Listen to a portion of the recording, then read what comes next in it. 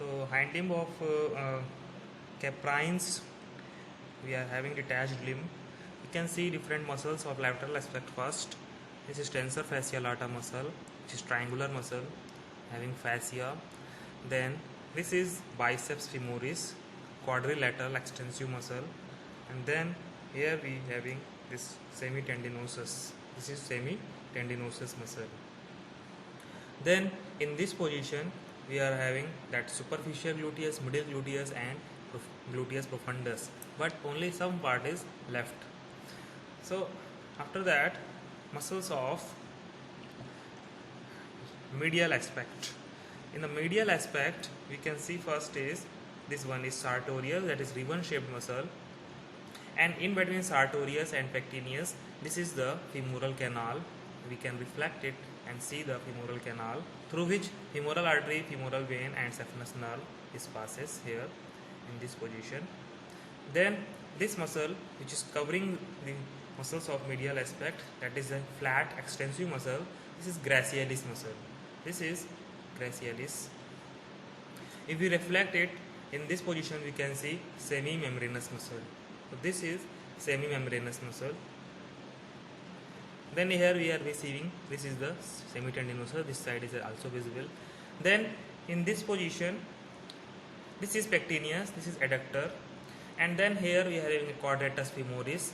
Obturator externus, obturator internus and gemellus is also present, that is at the center surface of the pelvis symphysis. Only some part of these muscles are left here, that is a deep layer of the medial aspect.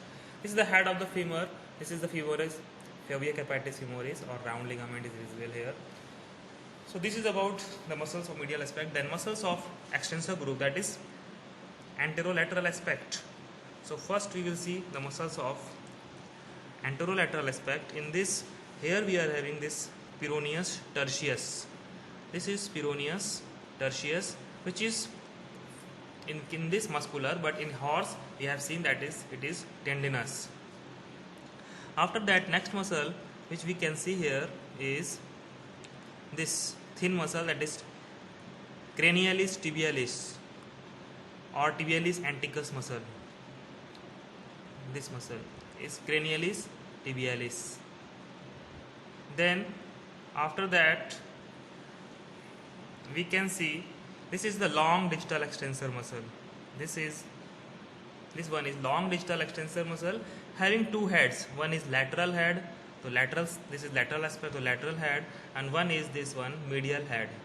So the tendons is going from this annular ligament or teternacula. This we can see here, the tendons are passing here like this. Like this we can see tendons are passing here. Then we can see here the tendons of long distal extensor. These are the two tendons, one is lateral and one is medial. Medial side is medial and lateral side is lateral. Then here we are having cranial tibial artery. This is the cranial tibial artery which is coming from the femoral artery, passing in that position.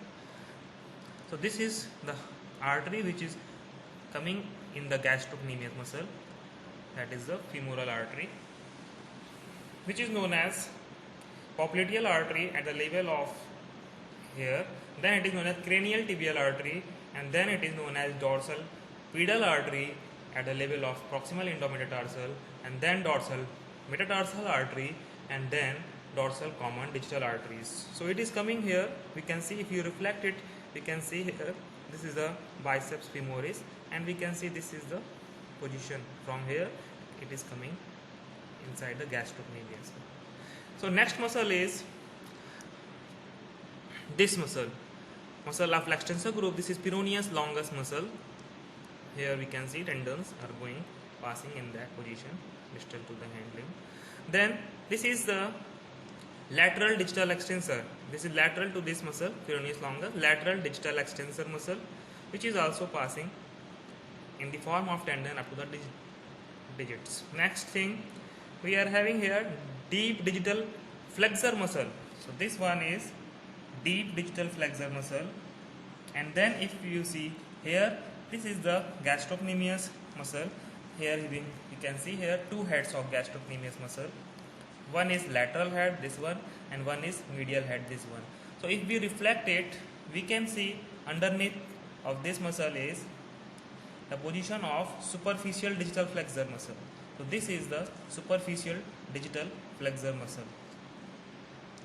Then superficial digital flexor and gastrocnemius forming here the Achilles tendon or calcanean tendon. This is the bursa, calcanean bursa. This is the point of hock. This is calcanean bursa. You can see here, this is the calcanean bursa, like this. After that, we can see here,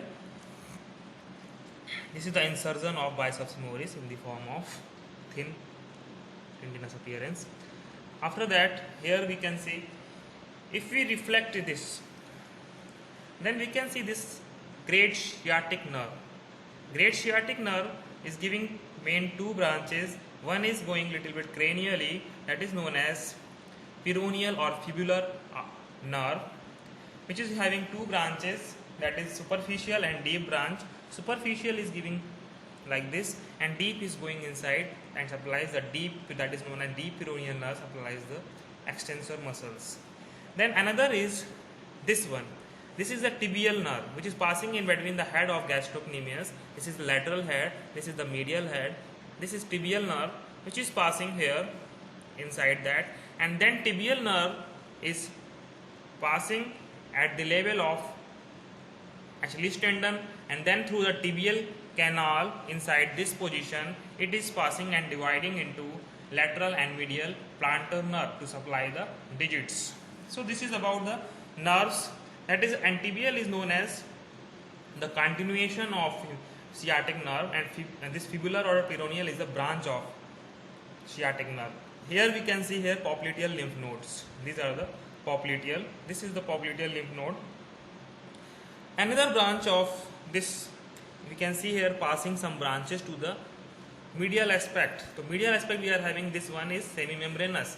So this one is below this gracialis semimembranous. So some branches of this sciatic is supplying the semimembranous muscle also.